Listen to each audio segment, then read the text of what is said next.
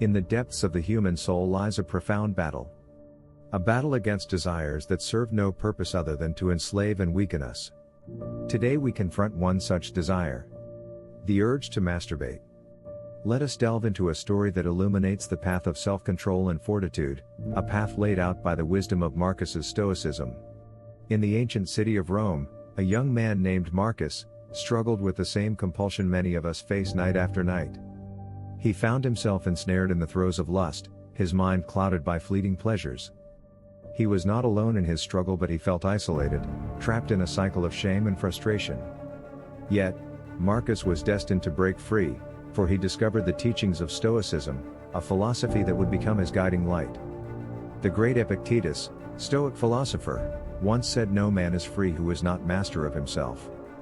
These words struck a chord within Marcus. He realized that true freedom lay not in indulging his desires, but in conquering them. To achieve this mastery over himself, he needed to cultivate virtues that would fortify his spirit against the siren call of immediate mindfulness gratification. Marcus began his transformation by embracing the Stoic practice of mindfulness. He learned to observe his thoughts and emotions without judgment, understanding that they were transient and often deceptive. Epictetus taught that it's not the things themselves that disturb men, but their judgments about these things. By reframing his thoughts, Marcus could see the futility of his compulsions. He recognized that the pleasure he sought was but a fleeting illusion, leaving him emptier. Marcus began to train his willpower, believing that the one who is brave is free. Marcus knew that bravery was not just about facing external dangers, but also about confronting the inner demons that sought to control him. He set small achievable goals to gradually build his resistance. Each time he resisted the urge to masturbate, he felt a surge of strength and clarity, as if a fog was lifting from his mind.